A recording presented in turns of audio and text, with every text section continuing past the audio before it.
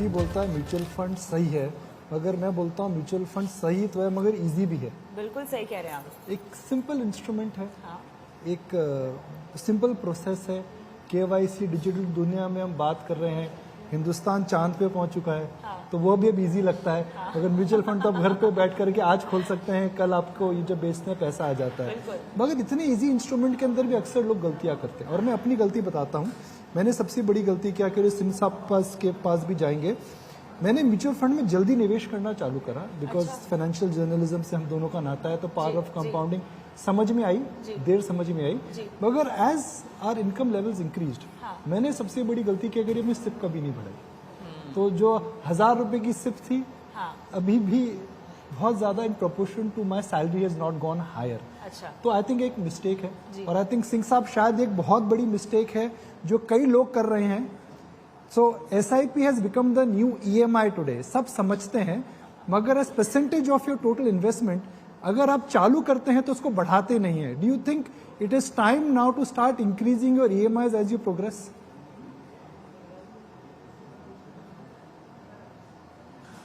कि बढ़ाने वाली बात है, गलती नहीं करते, गलतियां और भी कहीं करते हैं। सबसे बड़ी गलती जो हमारी इंडस्ट्री, हम पूरा म्यूचुअल फंड सही है ये तो संदेश हमने दे दिया, परंतु जब भी हम कोई भी इंटरमीडियरी या हम करते हैं तो सबसे पहले क्या बोलते हैं कि देखिए म्यूचुअल फंड में अगर कंपाउंडिंग का इफेक्ट लेना है तो आपको 5 से 10 वर्ष तक इसमें रहना चाहिए, या 3 से 5 वर्ष तक रहना चाहिए। परंतु साथ में एक और बोलते हैं, घबराइए नहीं, आपको जब भी पैसा चाहिए हो आप इसमें से निकाल सकते हैं, लिक्विडिटी हम साथ में सेल कर देते हैं। तो ये जो दो स्टेटमेंट्स हैं, ये कॉन्ट्राडिक्टरी स्टेटमेंट्स हैं कि एक तरफ तो हम कहते हैं कि 5 से 10 साल तक लगाइए, और साथ में ये बोल देते हैं कि भैया जब भी पैसा आपको कभी भी जरूरत हो आप इसमें से ले सकते हो। तो उससे क्या हो रहा है कि आज की डेट में अगर मैं एक निवेशक के तौर पे पैसा लगा रहा हूं और कल किसी भी वक्त मेरे को कोई जरूरत पड़ती है, तो मैं अपनी FD के अगेंस्ट लोन या FD तोड़वाने से पहले सबसे पहले क्या करता हूं कि म्यूचुअल फंड से पैसा निकाल देता हूं। तो उसका सबसे बड़ा नुकसान क्या होता है कि जो कंपाउंडिंग इफेक्ट की हम बात कर रहे हैं तो वो बिल्कुल टूट जाता है। और हमें आंकड़े भी ये बता रहे हैं कि बहुत से ऐसे निवेशक हैं जिनकी SIP चल रही है, पर चलती हुई SIP में से वो बीच में से पैसा निकालते हैं जो कि वापस डालते नहीं है, तो उसकी वजह से उनको पूरा फायदा नहीं मिल रहा है। ये एक संदेश देना बहुत जरूरी है। और दूसरा जो निकुंज जी आपने बोला बिल्कुल सही है कि हमारे जो इनकम लेवल बढ़ रहे हैं, परंतु आज की डेट में भी जब हमारी पर कैपिटा इनकम $650 थी, पूरे हिंदुस्तानियों की पर कैपिटा इनकम 650 थी, तब भी हमारा टिकट साइज 2000 रुपए था, एवरेज टिकट साइज। आज जब 650 से बढ़ के ये $2600 हो गई है, 4 गुना के करीब हो गई है, तो उस वक्त भी हमारा जो SIP का टिकट साइज है, average ticket size has move from 2000 to 2300 only, जबकि ये 5 से 7000 होना चाहिए। तो ये जो बहुत एक संदेश जा रहे हैं, जो ये होता है कि SIP में छोटे से आप शुरू कर सकते हो, परंतु एवरेज टिकट साइज भी नहीं बढ़ रहा।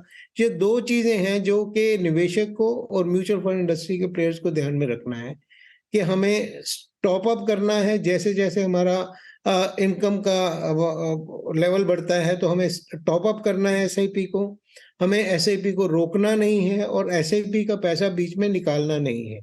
ये तीनों चीजें बहुत ही आवश्यक हैं, क्योंकि लिक्विडिटी हम ज्यादा बेच रहे हैं। We need to sell illiquidity also. We have oversold liquidity. कि लिक्विड है जब मर्जी निकाल लो। उसका एक हमें नैरेटिव आप और हमने मिलके इकट्ठा बना के देना है, ताकि लोग इस जो ग्रोथ जर्नी है, जो इतनी ग्रोथ हो रही है, उसका पूरा फायदा अच्छे ढंग से ले सकें।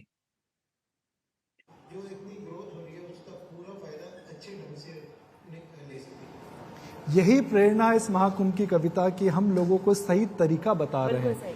The final choice is always with the investor. बिल्कुल सही। और साथ ही जो आप हमेशा कहते हैं, power of knowledge, power of knowledge, that is निवेश का ज्ञान, निवेश का ज्ञान। इस महाकुंभ के का हमारा यही एक संकल्प है कि हम आपको अवेयर कराएंगे कि क्या सही है, क्या गलत है, हिस्ट्री ने हमें क्या बताया है। और अगर आप बुनियादी चीजें सही तरीके से करते हैं तो निवेश की जो यात्रा है, आई थिंक एक मजेदार, एक यादगार, एक काफी आसान यात्रा हो सकती है।